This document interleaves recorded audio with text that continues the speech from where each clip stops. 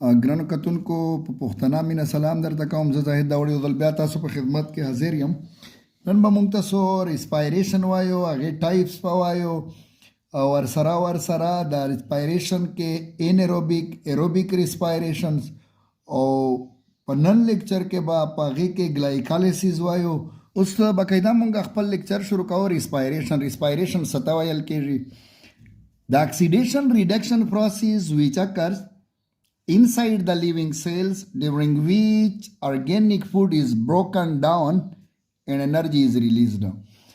The oxidation reduction عمل دی چې پاغه کې پژوندۍ خلیا یا سایلارون کې خلیا کې دننه خوراک ماتېږي او په نتیجه کې توانایي جوړېږي. نو دې عمل ته چې پاغه کې خوراک ماتېږي په خلیا کې دننه او په نتیجه کې توانایي حاصلېږي، نو دې عمل ته ریسپایریشن ویل کېږي. ریسپایریشن قسمو ته که مونږ راشو، ټایپس آف ریسپایریشن، نو دوه غټ قسمونه دي د ریسپایریشن چې یو ته ویل کېږي ایروبیک ریسپایریشن او بل ته ویل کېږي انیروبیک ریسپایریشن. ایروبیک ریسپایریشن څه ته ویل کېږي؟ هغه ریسپایریشن یا هغه عملونه چې هغه د اکسیجن په موجودګي کې کېږي. The respiration which takes place in the presence of oxygen is called aerobic respiration.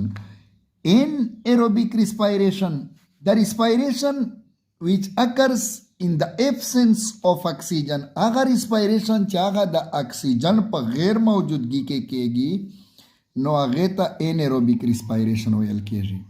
اوس که موږ راشو ایروبیک ریسپایریشن ته، ایروبیک ریسپایریشن کې ګلوکوز چې فارمولا ده C6H12O6 هغه د اکسیجن سره ملاو شي، په نتیجه کې کاربن ډای اکساید ګیس ورسره اوبه H2O او انرژي د ATP په صورت سره ایډینوسین ټرای فاسفیټ د انرژي کرنسي دا هم جوړه شي. بیا ریسپایریشن چې کوم دی دا دومره ساده نه دی چې په یو پروسس کې دا هر څه وشول، بلکې دا په دریو غټو سټیپو کې مکملیږي. هغې کې یو دی ګلایکالیسیس، بل دی کریب سایکلز او بل دی الکترون ترانسپورټ چین. ګلایکالیسیس د سیل یا د خلیې په سایټوسول کې کېږي، سایټوپلازم کې کېږي، او کریب سایکلز او الکترون ترانسپورټ چین چې کوم عملونه دي آپ د سیل یا د خلیې په مایټوکانډریا کې کېږي. بل چې کوم دی مونږ سره انیروبیک ریسپایریشن دی. لکه څنګه مونږ چې وویل په تعریف کې په ډیفینیشن کې هغه ریسپایریشن چې هغه د اکسیجن په غیر موجودګي کې کېږي هغې ته انیروبیک ریسپایریشن یا او دې ته فرمنټیشن هم وایي.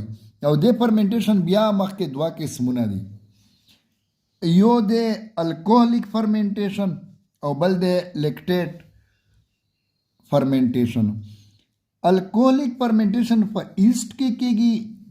دا لږ MCQs د لپاره یاد ساتل دي چې د فرمنټیشن ویچ اکرز ان ایسټ از الکوهل فرمنټیشن یا انیروبیک alcohol fermentation, while the anaerobic respiration ya fermentation which occurs in bacteria and mammal muscles, ya aga respiration che aga pa bacteria ke kegi ya the mammal che koom monga ya zanawar di age pa muscles ke kegi, no eta lactic acid ya lactate fermentation why. وجه دا چې په دې کې په آخر کې جو کوم پروډکټ جوړېږي یا لیکټیټ وي یا لیکټیک ایسډ وي. وای الکوهلیک فرمنټیشن کې چې کوم پروډکټ جوړېږي هغه الکوهل وي، ورسره کاربن ډای اکساید هم ریلیز کېږي او دا الکوهل د ایتانول په صورت کې جوړېږي. دا هم یاد ساتل پکار دي. دا خو مونږ ویل ریسپایریشن او د هغې قسمونه. اوس مونږ راځو سیلولر ریسپایریشن. سیلولر ریسپایریشن کې لکه مونږ چې څنګه وویلم چې درې غټ پروسس دي چې په هغې کې یو دی ګلایکالیسیس، بل دی کریب سایکلز او دریم دی الکترون ترانسپورټ چین.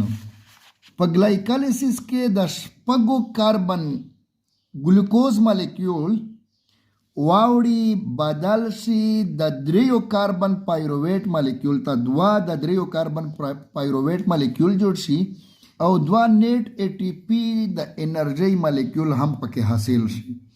د ګلایکالیسیس نه پاس چې پایرویټ جوړ شي که چرته ایروبیک ریسپایریشن وي نو دا بیا مخکې پراسیس روان شي د پایرویټ اسیټایل کو ایتا او بیا کرب سایکل ته داخل شي. دا به لږ په ډیټیل وروسته وایو.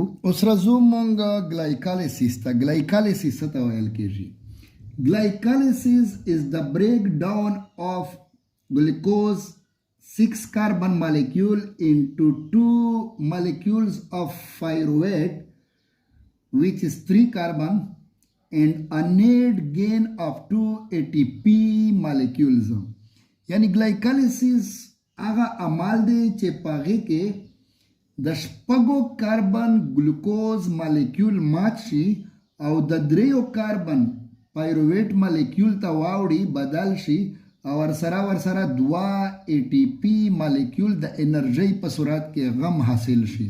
او بیا ګلایکالیسیس په دوو فیزو باندې تقسیمیږي غټ غټ، پریپاریټری فیز او بل د اکسیډیټیو فیز. اوله پروسیس چې کوم شروع کیږي د ګلایکالیسیس یعنی شپږ کاربن چې کوم ګلوکوز مالیکول دی هغه سره د ای ټي پی نه اډینوسین ټرای فاسفیټ چې درې فاسفیټ وي هغه نه یو فاسفیټ ګروپ راشي د شپږو کاربن ګلوکوز مالیکول شپږم کاربن سره د فاسفیټ ملاو شي ولګي او دا ای ټي پی ای ډي پی ته واوړي اډینوسین ډای فاسفیټ یو فاسفیټ کم شي ورته ټرای دریو ته وایي. دلته یوه خبره زه ذکر کول غواړم. ځنه خلک وایي چې هیګزوکاینیز یا ګلوکوکاینیز چونکې ګلوکوز د کاینیز چې چرته راشي نو د مقصد دی چې دا د مالیکول ته فاسفیټ ګروپ ور ایډ کوي ور جمع کوي ور ملاوي. ځنه خلک دلته ګلوکوکاینیز انزایم هم لیکي. بالکل دا ګلوکوکاینیز لیکلی شي خو ګلوکوکاینیز په مسلز کې میمل مسلز کې موجود نه وي بلکې صرف په لیور کې موجود وي ګلوکوکاینیز. او هیګزوکاینیز چې کوم انزایم دی دا په مسلز کې هم موجود وي. اف سی په لیول باندې هم سمپل په دا طریقه هم دا ایکسپلین کولی شو چې 6 کاربن جوړ کو او ګلوکوز 6 فاسفیټ ته کنورټ شي. خو که په مالیکولر لیول باندې ګورو او لږ په ډیټیلز باقاعده د ګلوکوز سټرکچر ډرکو دا ګلوکوز دی دا د ګلوکوز سټرکچر دی په دا شپږم نمبر کاربن باندې به د ای ټي پی نه فاسفیټ ګروپ راشي نو دا به ګلوکوز 6 فاسفیټ جوړ شي. لکه زه اوس تاسو ته دا سټرکچر شو کوم دې نه به دا سټرکچر جوړ شي.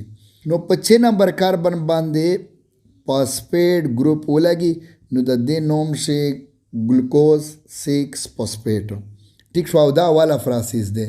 بیا ګلوکوز 6 فاسفیټ فاسفوګلوکو آیسومیریز انزایم په موجودګي کې فرکټوز 6 فاسفیټ ته کنورټ شي فرکټوز 6 فاسفیټ ته. دا آیسومرایزیشن به تاسو ته پته وي چې هغه مالیکول چې هغې فارمولا یو شانتې وي خو هغه سټرکچر هغه سخت یې بدل شي نو دې ته آیسومرایزیشن یایي.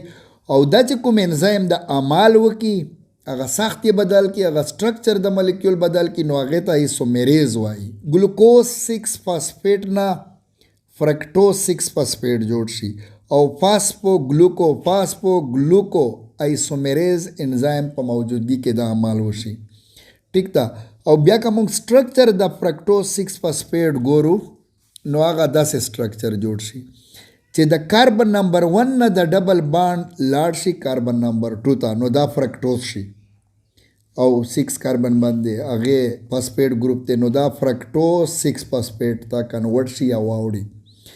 تاسو ته به پته وي چې فرکټوز د سویټیسټ یعنی په ټولو کې خوږترین چې کوم کاربوهایډریټ دی هغه فرکټوز دی. دا خو دویم پروسیس وشو چې دا ګلوکوز 6 فاسفیټ نه فرکټوز 6 فاسفیټ جوړ شو. په دریم سټیپ کې د فرکټوز 6 فاسفیټ نه د فاسفو فرکټوکاینیز په موجودګي کې د کاربن نمبر 1 ته هم فاسفیټ ګروپ راشي ٹھیک شو او دا بیا فرکټوز 1,6 ډای فاسفیټ یعنی 2 فاسفیټ راشي په شپږم نمبر کاربن باندې اول نه هم فاسفیټ موجود وي او اوس یو نمبر کاربن ته هم فاسفیټ د ای ټي پی نه راشي ایډینوسین ټرای فاسفیټ نه ایډینوسین ډای فاسفیټ ته لاړ شي یعنی 2 فاسفیټ د سره پاتې شي او یو دلته د فرکټوز ته ورکی ٹھیک شو دا 2 ای ټي پی یو دلته او یو دلته دا په ګلایکالیسیس کې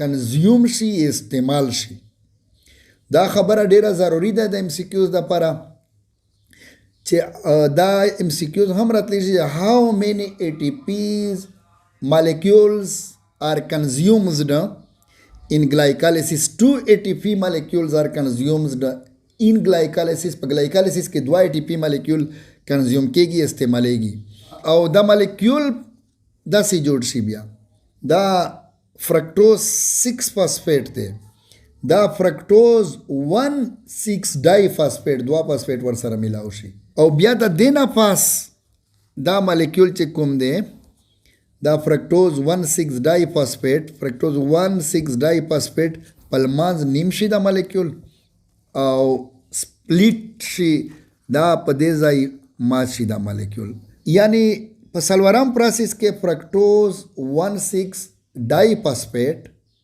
سپلیټ شي مات شي او 3 کاربن مالیکول یو اړخ ته 3 کاربن مالیکول بل اړخ ته جوړ شي دا چې کوم 3 کاربن مالیکول دی ډای هایدرکسی ایسیټون فاسفیټ جوړ شي چونکه دا ایسیټون ګروپ دی ډای هایدرکسی 2 هایدرکسی ګروپ ور سره ولګي زی سټرکچر تاسو ته ښایم او بل اړخ ته ګلایسرل ډیهایډ 3 فاسفیټ دا مالیکول جوړ شي او دې کوم سټرکچر راواخلو یہ سټرکچر به دغه شي ډای هایدرکسی ایسیټون فاسفیټ او بل اړخ ته ګلایسرل ډیهایډ 3 فاسفیټ جوړ شي یعنی ګلایسرل ډیهایډ 3 فاسفیټ دا سټرکچر دی دا ایسیټون مونږ ته ته پته ده چې کاربن سره اکسیجن ډبل باڼ وي بیا دواړو سایډونو ته کاربن وي نو دا ایسیټون ګروپ دی او الډیهایډ چې کاربن سره اکسیجن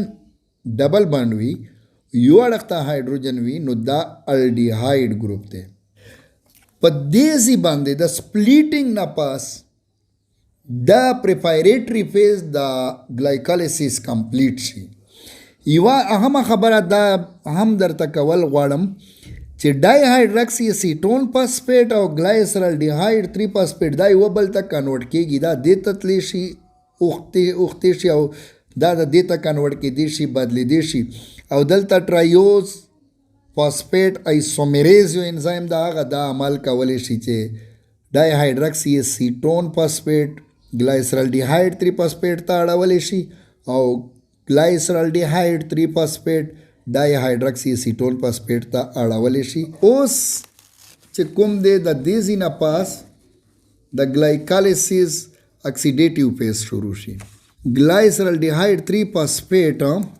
چې دا سټرکچر یې دی دا مخکې اکسیډیټیو فیز د ګلایکالیسیس بوزي او په دې کې څه وشي چې دلته یو فاسفیټ دې سره بل هم میلاو شي او ورسره په دې پروسس کې هایډروجن هم ریلیز شي چې هغه بیا وروسته 2NAD NAD واخلي او NADH2 ته واوړي بل به دا وایم چې دا ګلایسرل ډیهایډ 3 فاسفیټ چې کوم مالیکول دی د 3 کاربن والا د فاسفیټ چې کوم دې سره دویم میلاو شي دا د فاسفوریک ایسیډ نه راشي دا د ATP نه راځي دا خبره په ذهن کې کینول پکار دی ټیک شو او دلته چې کوم هایډروجن ریلیز شي نو هغه NADH2 سره ملاو شي دویمه خبره دا خو مونږ یو ګلایسرل ډیهایډ 3 فاسفیټ وایو نو که چېرته دا ډای هایدرکسی ایسیټون فاسفیټ هم دلته کنورټ شي نو دا به دوه مالیکول مونږ سباو